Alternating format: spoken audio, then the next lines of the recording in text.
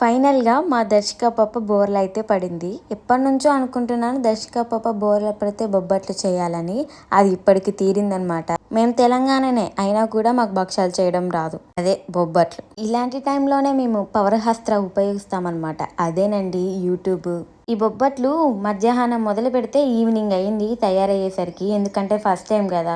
చూసుకుంటా చేయాలి, చూసుకుంటా చేయాలి. అబ్బబ్బా! ఎంత టెన్షనో. ఇంక నేను చేసేసరికి లేట్ అవుతుందని చెప్పేసి మా మమ్మీ, మా డాడీ కూడా నాకు హెల్ప్ చేశారు. వాళ్ళు గనుక హెల్ప్ చేయకపోతే ఇంకా తెల్లారే అయ్యేది ఆ బొబ్బట్లు అయ్యేసరికి. ఇంకా మా డాడీ అలా డెకరేట్ చేస్తూ ఉండంగా నేనైతే దర్శిక బోర్లా పడితే బొబ్బట్లు అని చెప్పేసి రాస్తున్నాను స్లేట్ మీద. ఇలాంటివి చేయడంలో నేనైతే ముందే ఉంటాను. ఎందుకంటే చిన్నప్పటి నుంచి నాకు చాలా ఇష్టం ఇలాంటివి.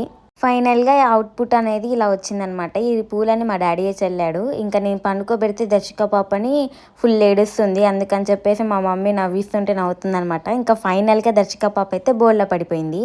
నేనైతే చాలా హ్యాపీ. ఈలోపు మా ఆంటీ వచ్చేసి బోర్లా అంటే అట్లా కాదు బొబ్బట్ల మీద పడాలి. అందుకే బోర్లా పడతా బొబ్బట్లు అని అంటారు అని చెప్పింది. సో ఫైనల్‌గా మేము కూడా బొబ్బట్ల మీద పడేలాగా దర్శికనైతే పడుకోబెట్టాము. ఫైనల్‌గా బొబ్బట్ల మీద కూడా బోర్లా అయితే పడిపోయింది చిన్ని తల్లి.